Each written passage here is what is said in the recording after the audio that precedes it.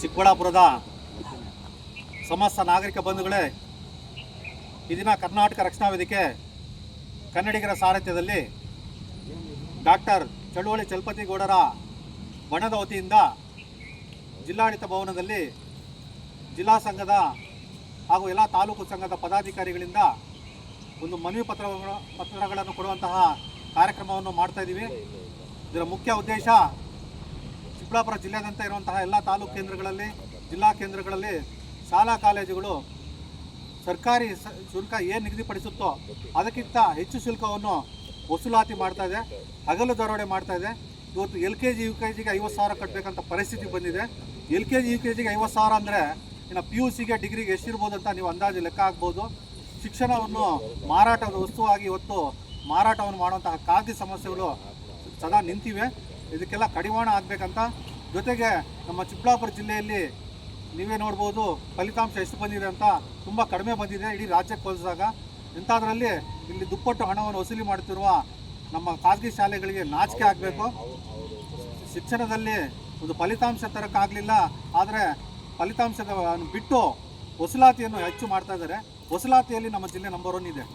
ಚಿಕ್ಕಬಳ್ಳಾಪುರ ಶಾಲಾ ಕಾಲೇಜುಗಳು ವಸೂಲಾತಿಯಲ್ಲಿ ಎಲ್ಲ ಶಾಲಾ ಕಾಲೇಜುಗಳು ಅದೇ ಇದೆ. ಶಾಲಾ ಕಾಲೇಜು ಸರಿಯಾದ ಸೌಲಭ್ಯಗಳಿಲ್ಲ, ಸರಿಯಾದ ಶಿಕ್ಷಕರಿಲ್ಲ, B.Ed TCH ಆಗಿರೋಂತಹ ಶಿಕ್ಷಕರಿಲ್ಲ, SLC ಫೇಲ್ ಆಗಿರೋರು, PUC ಆಗಿರೋರು, ಡಿಗ್ರಿ ಆಗಿರೋರು ಇವತ್ತು ಶಿಕ್ಷಕರಾಗಿದ್ದಾರೆ. ಕಡಿಮೆ ಸಂಬಳಕ್ಕಾಗಿ ಕಡಿಮೆ ಸಂಬಳ ಕೊಡಬೇಕಂತ ಹೇಳ್ಬಿಟ್ಟು ಈ ಥರ ಮಾಡ್ತಾ ಇದ್ದಾರೆ. ಇದರ ವಿರುದ್ಧ ನಾವು ಇವತ್ತು ಒಂದು ಮನವಿ ಪತ್ರ ಕೊಟ್ಟಿದ್ದೀವಿ. ಅದರ ಜೊತೆಗೆ ಪುಸ್ತಕಗಳನ್ನು ಪೋಷಕರು ಅವ್ರು ಇಷ್ಟ ಬಂದ ಕಡೆ ಅವ್ರಿಗೆ ಎಲ್ಲಿ ಇಷ್ಟ ಬರುತ್ತೋ ಅಲ್ಲಿ ತಗೋಬೋದು. ಆದರೆ ಯಾಕೆ ಖಾಸಗಿ ಶಾಲೆಗಳು ಪೋಷಕರ ಮೇಲೆ ಒತ್ತಾಯ ಮಾಡಲಾಗ್ತದೆ? ಯಾಕೆ ಒತ್ತಾಯ ಮಾಡ್ತೀರಾ ನೀವು? ನಮ್ಗೆ ಗೊತ್ತಿಲ್ವಾ ಎಲ್ಲಿ ಬುಕ್ಸ್ ತಗೋಬೇಕಂತ? ಎಲ್ಲಿ ಪುಸ್ತಕ ತಗೋಬೇಕು ಗೊತ್ತಿಲ್ವಾ?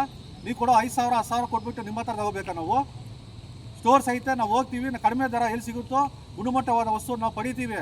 ಯಾಕೆ ಸ್ವಾಮಿ ನೀವು ಖಾಸಗಿ ಶಾಲಾ ಕಾಲೇಜುಗಳು ನಮ್ಮ ಮೇಲೆ ಬೀಳ್ತೀರಾ?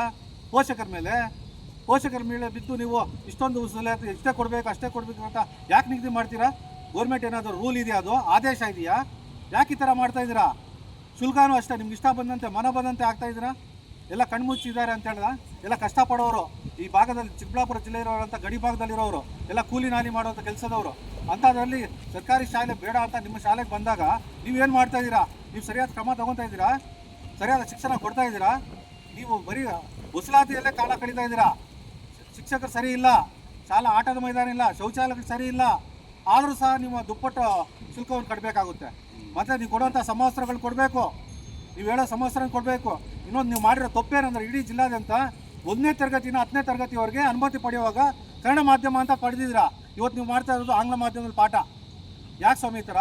ಕಾನೂನನ್ನು ಉಲ್ಲಂಘನೆ ಮಾಡಿದ್ದೀರಾ, ಕಾನೂನು ನಿಯಮ ನಿಬಂಧನೆಗಳನ್ನೆಲ್ಲ ಉಲ್ಲಂಘನೆ ಮಾಡಿದ್ದೀರಾ. ಆದರೂ ಸಹ ಸಂಬಂಧಪಟ್ಟ ಅಧಿಕಾರಿಗಳು ಕಣ್ಮುಚ್ಚಿ ನಿದ್ದೆ ಮಾಡ್ತಾ ಇದ್ದಾರೆ. ಸಂಬಂಧಪಟ್ಟ ಅಧಿಕಾರಿಗಳು ಯಾರು ಇಲ್ವಾ? ಗತಿ ಇಲ್ವಾ?